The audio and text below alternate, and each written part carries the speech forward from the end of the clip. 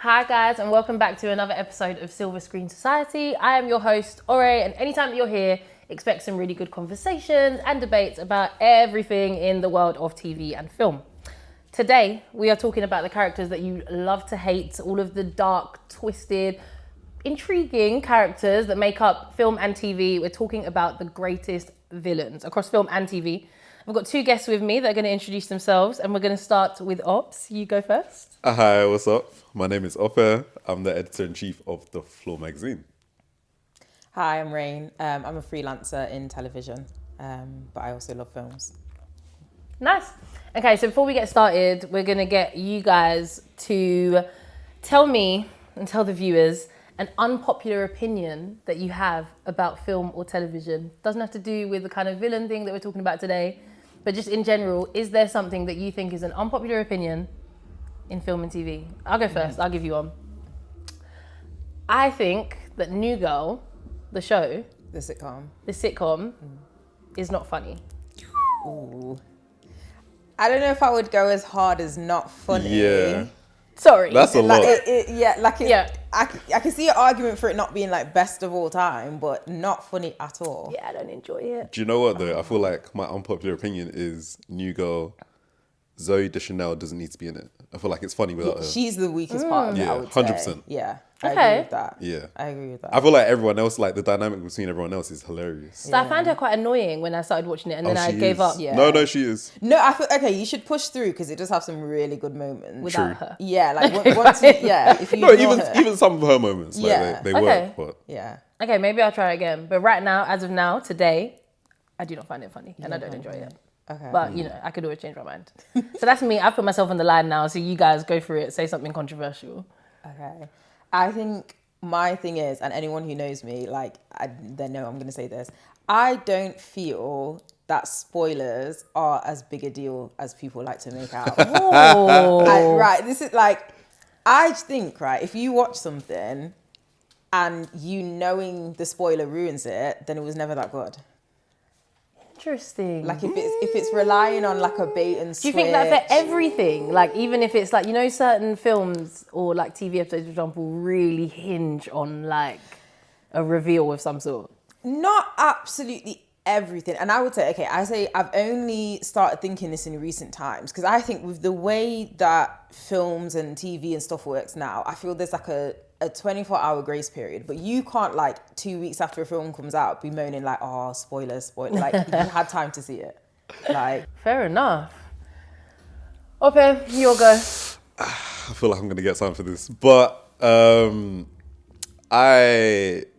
anything that Jennifer Aniston has done, someone else could have done better.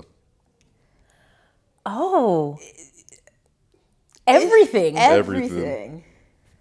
I'll wait as Oh, well. so you're just like a real Jennifer Aniston hater. I got hate in my heart. No, I'm joking. I don't know. Do you know what it is? I don't know what it is. I think it's probably from Friends. I feel like she's given a lot more credit than I feel like.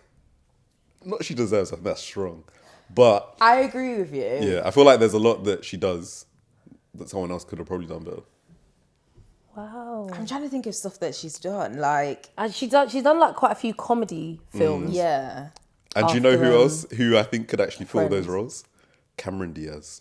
I think Cameron Diaz was an amazing I comedic rest my actress. case. Yeah. I rest my case. Yeah. But she's left the game now, I was you gonna know. say, She's now she's chilling not- at home with her child. Yeah. And I hear it. Which is kind of sad. No, like I'm sure she's happy. I'm sure Child she's rearing. happy. You could be making movies. What are you Kind of doing? sad. No, I'm sure like she feels like it was the right decision for her, but yeah. It wasn't the right decision for us, though. Not for us, though, Yeah. as consumers. Yeah, fair enough.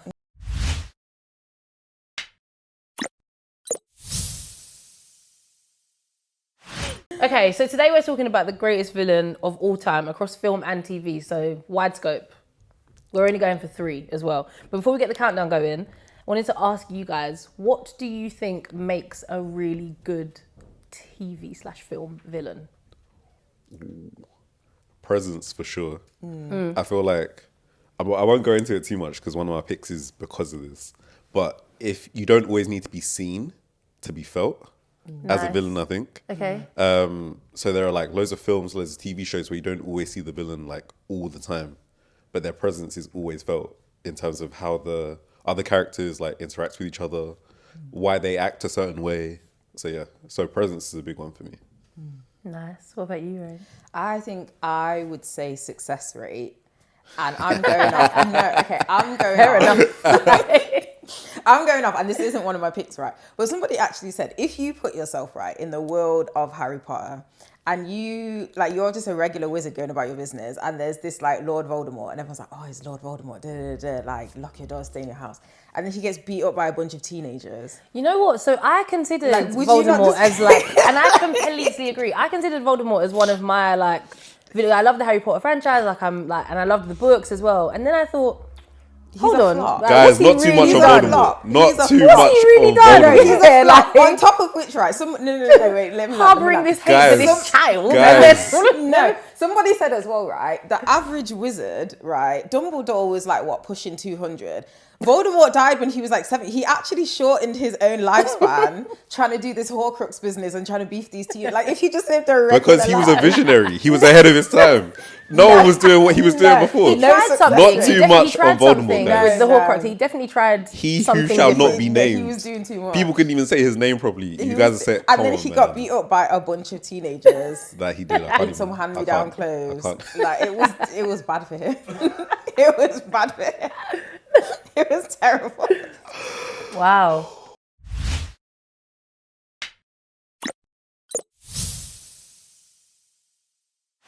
All right. We are going to go into number 3. So we'll start with number 3, then we'll go number 2 later, then we'll end on our final one. Top 3. So I'm going to start, get mine out of the way, and then we'll get to you guys. So my first one is, and I went kind of niche here. No, I didn't do it on purpose. I went through my kind of favorite films and the films that I really, really rate, and I thought about like the villains in each, in those films and in those like TV series. And I'm going, if you guys watching Glorious Bastards? Yeah. Yeah. Right, so I'm going with Hans Lender, which is Christoph Waltz's character. Yeah. And I think, well, number one, so he's a Nazi officer, which that's not hard to be villainous as a Yeah. history That'll has told do us. it. Yeah. Yeah, right? Like history has told us that they're the villains. So that's not hard. But there's a weird kind of like comedic, sinister vibe that Christoph Waltz, so he won the Oscar for that. He won like supporting actor Oscar for that. And I get it. I watched that film like 6-7 years after it came out. Like I didn't watch it at the time. I think I was too young, maybe.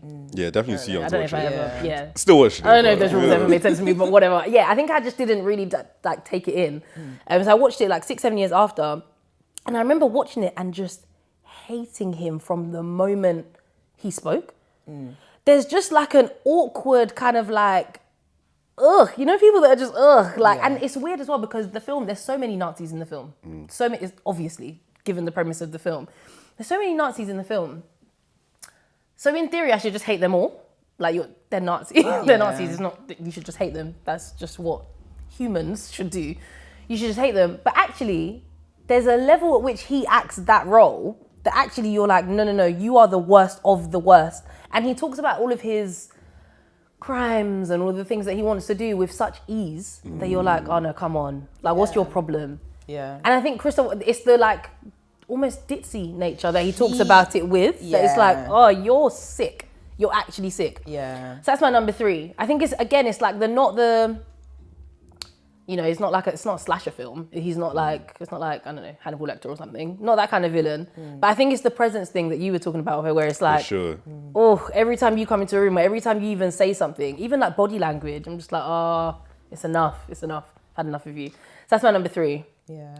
Raine, will go to you for your third one. Okay. In my head, I'm still rearranging them. I think my number 3, right, is Vincent. And off the top of my head, I can't remember if he has a last name, but Tom Cruise in Collateral with Jamie Foxx and Jada Pinkett Smith. For me, this is what I'm talking about. Okay, until right at the end.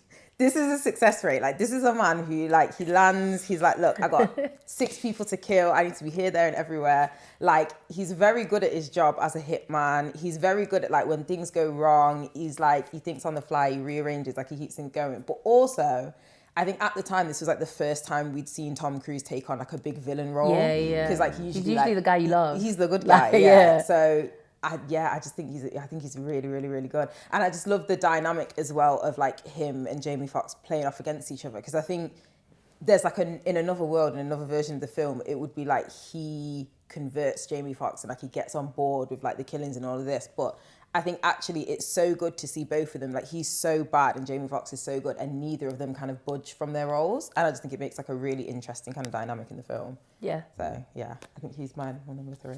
Nice. You guys have gone so specific and like niche. Mine's like classic and boring, but I went for Green Goblin. Oh, nice. As the third one. Definitely would have been higher up. Same with me. I was like switching around so much. But Willem Dafoe.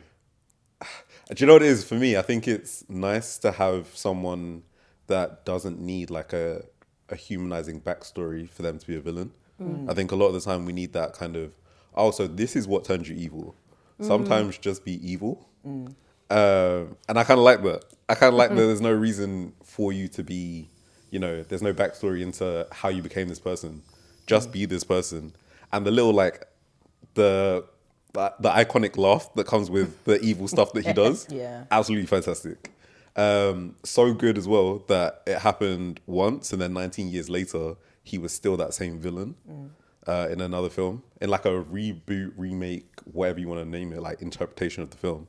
I think the fact that you can still be that same person, just, lends itself to how iconic. I haven't watched or read an interview of Willem Dafoe talking about him coming back for the like more recent Spider-Man, and his first question was like, am I evil? Like, don't give me like this weird redemption arc thing. For Like, real? don't try and like change my character. Like, I'm trying to like That's what's do up. mad stance, Keep the just same be energy. mad evil. Like, There we go. I'm committed to this character, and they were like, cool. And he was like, all right, I'll do it. Like, For real? and I hear it. I absolutely hear It's it. nice. Yeah.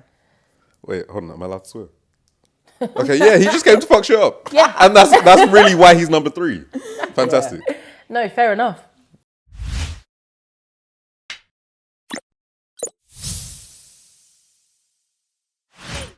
Okay, so before we get into the big 2, got a little challenge for you guys. So we've got this stunning spin the wheel here, and each number kind of represents a little challenge.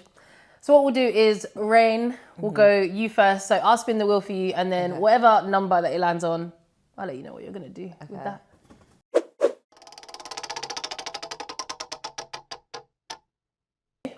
Number 1, the challenge is act it out. Oh no, sorry. It's actually on 10. So I'm gonna read. It's gone back to 1. Please. So this is the aim of the game. So the guest, Raine, must act out a famous scene from a TV show or a movie. I will then have to guess the character and the show and film that is from. I'm really on the spot now. I feel like I've never seen a film before in my entire life. Okay, I've got one. Okay. I would kidnap 1,000 children before I let this company die. Oh my god, what is that? Oh my god, what's that? You know this film. Oh my god, now maybe I've never seen a film before. You know this film. Okay. Oh my god, who? You know. Okay. There's another bit in it where like everyone's like all crowded around, and then this guy comes out and they're like, "It's a 2319. It's a 2319." It's a 2319. Yeah. He has something on his back. Can I say what it is on his back? Yeah. It's a sock, right? Yeah. Oh my god, I have no idea what you're talking about. You know this film. What if I don't? I would be very surprised. You you considered that? You definitely know this film. Okay, there's like a bit where this is so new. There's a bit where they're at like a sushi restaurant, and then someone who has a lot of arms is like chopping up all the sushi in the restaurant. I don't know how else to like. What? No, I'm gonna say the answer. Someone say the answer. Should I say it? Yeah. Monsters Inc. Oh my Mike Wazowski. god! My mind went to real people. No, I was gonna say animators. I didn't know if it was animated. when you said a lot of arms, I was like, how does that work? I was like, surely that's got to give it away. Oh my God, my mind automatically went to real people. That was the only thing that was came a into good my one. head. I don't know why I Oh, thought. That no, was actually such a good one. That was good. That was good. That was good. What the hell? Yeah, well done. That was good. You win. I thought you said there were no points. There are no points, but you win in spirit. Although maybe up here, maybe, I don't know. We'll see. Right? I'm going to spin the wheel for you. Okay.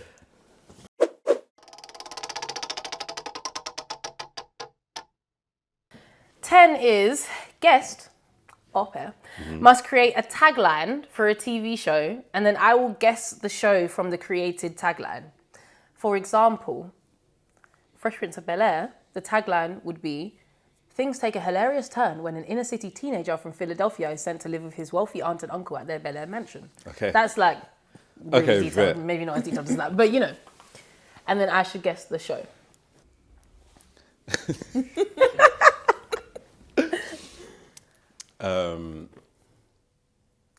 Four multicolored individuals do tasks under a sun that cries. Teletubbies. Yeah.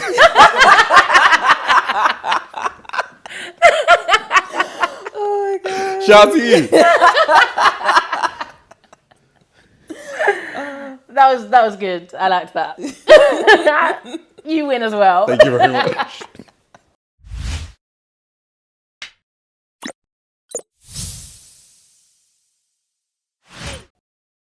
We're going in with number 2 now. So again, I'll start, then I'll let you guys take the floor. So my second one, and again, like Raine, I was like toying between 2 and 1, like trying to figure out where I'm going to put them. But my number 2 is Walter White, Breaking Bad. Okay. And I think that, so I love Breaking Bad, right? We were talking about this before we started rolling. Like, I love Breaking Bad. I think it's like one of the best shows ever. And I think Walter White, Heisenberg, Walt, whatever you want to call him, I think that he is written so well in that the first time you really watch it, you're like, oh no, you know, he's an anti-hero. He's not like a villain, and like, oh, you know, he's just a product of, obviously he gets diagnosed with cancer, right? And like, he's just a product of trying to like make a better life for his family once he dies, etc. Then you like think about it a little bit more, and you're like, nah, you're not okay. Like, that's not, you're actually a bit evil, aren't you? Like, you actually are evil. I think there's so many, so even in, I might be wrong because I haven't rewatched it in a while, but I think in season 1, where obviously he gets told, like, you know, he's been diagnosed with like terminal cancer, blah, blah, blah, he gets offered a job. He gets offered this mad job, like a job that offers like a lot of money. And he turns it down because he's like, oh no. What? Yeah. If your whole thing, the root of all of the acts and all of this stuff was that you wanted to provide for your family once you inevitably die, you would take that job. You would just be a sensible civilian. But when you have evil from here, evil in his heart, yeah, that's why you would turn down that kind of job in order to, like, he doesn't even Jesse, he turns back on Jesse. Yeah. There's Gus Fring in the series, and you think, yeah, he's a villain, but at least he's a villain with his chest. Yeah, at least he's like, exactly. do you know what I mean? Like, he's in the drug world. Yeah. Like, why wouldn't he be a villain? Walter White gives you the whole, oh, I'm just a high school teacher, blah, blah, blah. But actually, he's Psych. evil. Yeah. Yeah, exactly. I think there's even like a scene where, towards the end, he's arguing with Skylar, and Skylar's like, if I hear one more time that you did this for the family, and he just switches and he turns to her and he's like, I did this for me. Yeah. He's like, I did it because I was good at it. Yeah. Because I liked it. Sorry, bars. But again, That man have bars. like, what? Bars. You know what? It's that. And it's the other line where when he says, I'm like, not in danger. yeah, he's Yeah. like, oh, you think when like somebody knocks on the door, they answer the phone, like they're in danger. He's like, I'm am the danger. I was like, okay. That's somebody that the evil is Poetry. coming from Yeah. deep within. Yeah. He's awful. Yeah. Absolutely awful. Yeah. Like, he just has no real loyalty, no real ties to anyone. Like, even though his setup is actually quite simple, like, you should actually just live this in his like want for more and more. That don't just come from anywhere. Like, you're actually just an evil man. Yeah. So I'm going with him. I'm putting him in as number 2. I was toying between 2 and 1 because that's how awful I think he is. Yeah. But I'm going number 2. Okay. I think my number 2, this is a little bit because I wanted to pick someone, a TV villain, and also because this is like one of my favorite favorite episodes of all time. So, you know, Black Mirror, you know, the episode USS Callister, right? Oh my gosh. You know, the guy. I recently rewatched the episode the other day because it was one of those ones where I watched it at the time and it kind of didn't stick in my head. And then I thought, oh, let me go back and rewatch it. And when you actually just think about the level of evil that it takes, this man was going around the office, stealing people's DNA, cloning them, right? And then torturing the clones. Like, he's actually awful. Cracked. Yeah. Like, and then he's coming back into the office the next day. Like, Just smiling like, hi everyone. Actually like, sick. He's deranged. Like that. He's actually a dangerous individual. Like, he's crazy. Absolutely crazy. But I think I like that episode as well because it's one of the only episodes that kind of has a happy ending. Like, I'm sorry, I needed him to have his comeuppance. Like, this couldn't.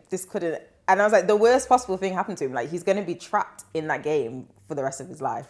Like, what he was doing to other people is now happening to him. So I was like, you got what you deserved. Do you know what I quite like about any of the villains, to be fair, in Black Mirror, or any of the villains in like good Black Mirror episodes, is that because it's one episode, right? You just sit in. So like, it's kind of like what you were saying before. There's no origin story. Yeah. There's no time to think about, oh, but this happened to them when they were a child. Or this. You just sit in their evilness. Yeah. And you can just hate them from the start of the episode to the end of the episode. There's no room for a redemption arc. Yeah. No one's being redeemed here. Yeah. They're just awful. Yeah. And he's just awful. He's just awful. Like, I just think of it on every level. Like, he's crazy. Like, yeah, the time and effort. And it's also, that's the thing as well, the time and effort that he spent putting into this fake world. Like, I'm like, you could be apply this to your career. Like, you're not happy in your life because this is what you're spending all your time and energy doing. Like, it's just mad. It's absolutely crazy. Could be so much further ahead. Yeah, like, look at your choices. Yeah, so yeah, I think he's my number 2. Nice. Okay, what are we Those going are good for? ones. Okay, I'm still on the fence. I'm gonna name both of them because it's not between like 1 and 2. They're both on 2. I'm not sure who's pick. They're both animated as well because I wanted to go for like that classic kind of villain that we grew up on because I think that's really what being a villain is for us. Yeah, nice. So it's between Yzma from Emperor's New Groove Iconic. and Cruella de Vil from 101 Dalmatians. I was so scared of Cruella de Vil. Yeah. As a There we child. go. Yeah. There we go. And how evil can you be to want to murder 101 dogs for a coat? Yeah. Like, let's really deep it. Also, if you think about what she actually looked like what Oh, Disney made her actually look like scary in as that hell. animation that we Yeah. would have watched when we were children. Yeah. What? She was Scary terrifying. as She's like a hell. witch. Why does she look like? Yeah, she looks so scary. So scary. And that's the thing, it was like, with that one anyway, it was like very much rooted in reality, obviously animated, but rooted in reality. Like, there was nothing like, no superpowers, nothing supernatural about her. It was literally just her, and she was terrifying. Yeah. So that's why I'm on the fence between her and then Yzma. I feel like Yzma, she's just synonymous with just diabolical. Yeah. Just like when you think of her in terms of, I think it's the complete opposite. So with Cruella de Vil and her being supernatural, when I think about Yzma, it's like the whole, like supernatural, the potions, Yeah. the evil schemes and the plans. That's it. She really does like embody those evil schemes and plans. Yeah. Also, sorry, Eartha Kitt. Yeah, Amazing. yeah. Just, do you get what I amazing mean? casting. So yeah, that's what I'm on the fence between those two. And if you guys could help me, I'd really. I think I'd I appreciate would go that. with Yzma. And I think because you're right, she's evil on like the potion and the evil schemes level. But then I always remember there's a bit where, what's the dad's name? He goes to like the palace or whatever. And he's basically saying to her like, like my crops are dying, like I can't feed my I know family. what you're talking about. And she's like, oh, you should have thought about that before you decided to become poor. And I'm like, what? What are you Pull the lever, Croc. Like she's just evil, like no empathy, Yep. like nothing in her heart. She's just, she's a terrible person. Terrible person.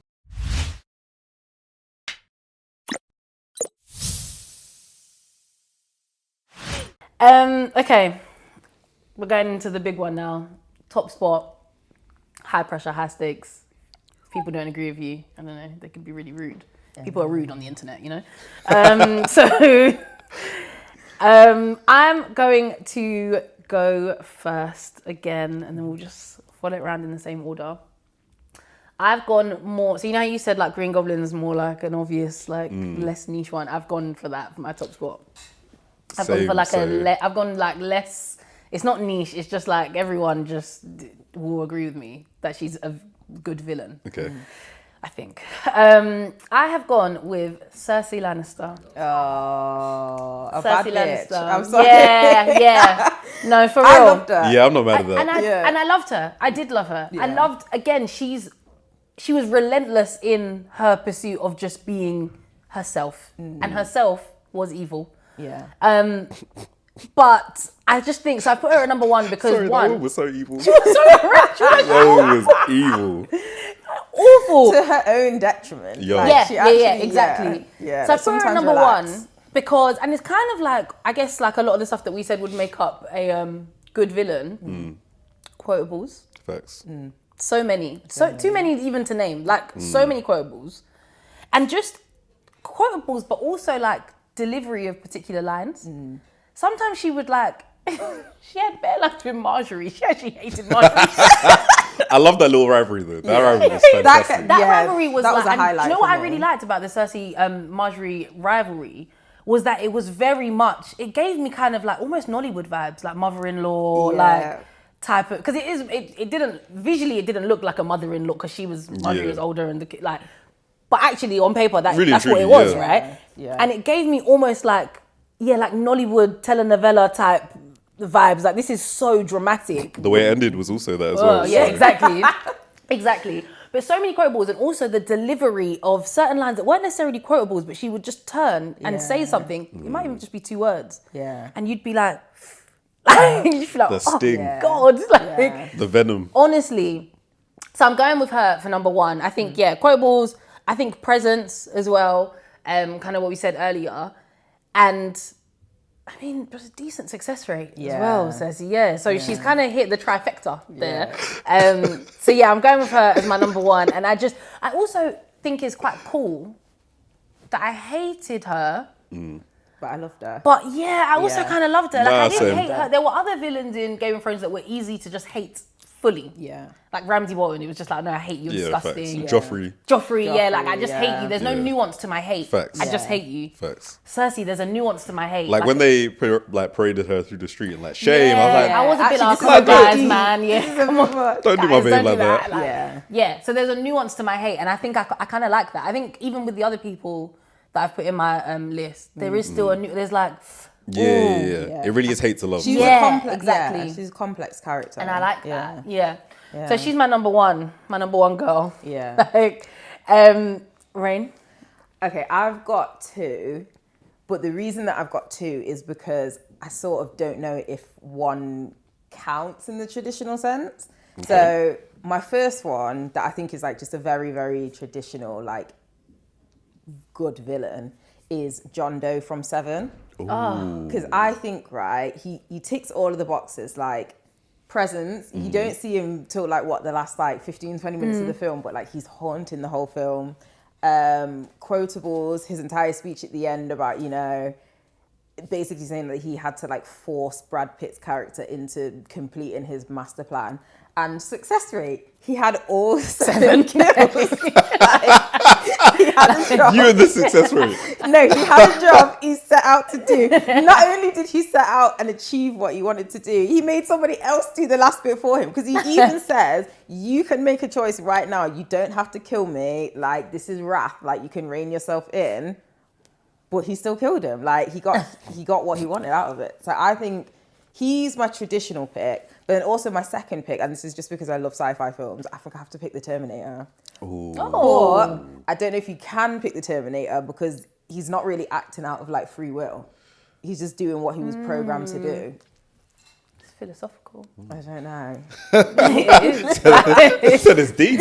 Like, honestly. Like, But I think he's again, quotables, like an iconic villain, an Facts. amazing villain. The one I picked, similar to you in terms of, I think everyone can just agree this is just a bad person. So I went for Homelander. Oh, okay. yeah. Okay. Yeah, I think it's a bit obvious, but I'm Yeah. like, who else is really as evil as this man? He's Pure a evil. terrible person. Like, he's absolutely a terrible person. And the fact that we can watch it and not necessarily justify why he's evil, but understand why he's evil is actually quite interesting as well. Yeah. And I think the thing that made me pick him as well is that even though he has the threat of like all his superpowers, the scariest parts are usually when he's just threatening or just like speaking rather than actually using them. Yeah. That's some villainous shit. Yeah. So yeah, so I picked Homelander in the end.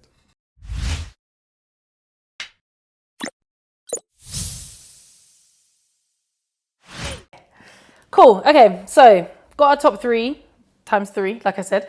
But before we wrap it up, gonna do some healthy competition. This one, there actually are points in it. Okay.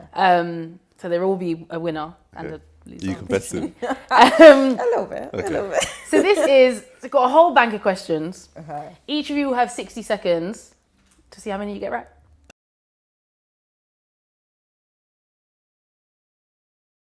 Raine, you're going first? Okay. Okay. Good. 3, 2, 1, go.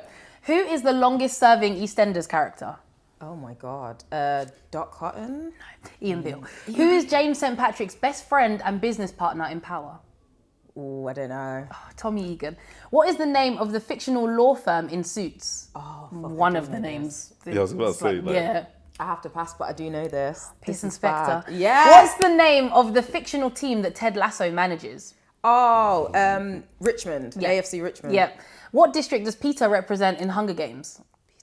12. Yep. Who is Spider-Man's arch nemesis? Green Goblin. Jennifer Hudson and Beyonce starred in the musical Dreamgirls. called... Yep. What is the name of Jem's dog in Top Boy? Oh, no, I should know this. No, pass. How many Pearson siblings are there in This Is Us and what are their names? 3. Randall, Kate, Kevin. Yep. Yeah. What was the name of the breakthrough movie that Ben Affleck and Matt Damon created? Good Will Hunting. In the Harry Potter film series, what's the name of Harry's pet owl? No!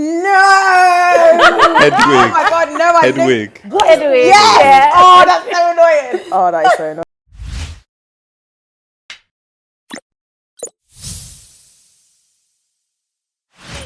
Okay, okay, ready? Yeah, let's go.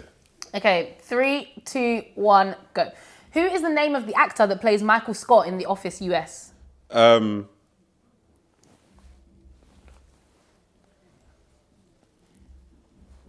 Steve Carell. Yeah, in the animated film Toy Story, what's the name of the cowboy doll voiced by Tom Hanks? Woody.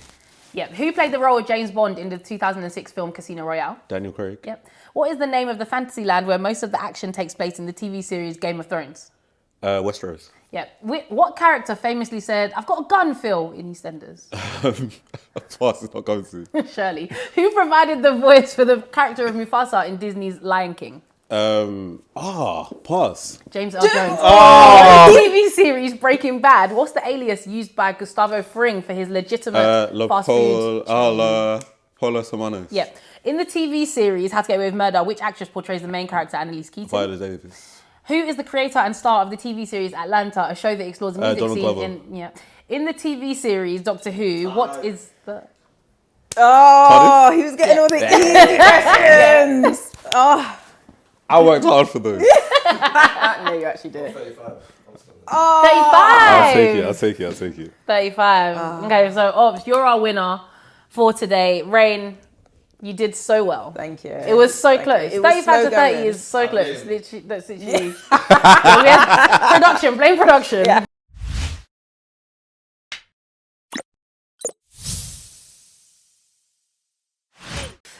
Guys, we've come to the end of this episode of Silver Screen Society. Thank you so much for joining us.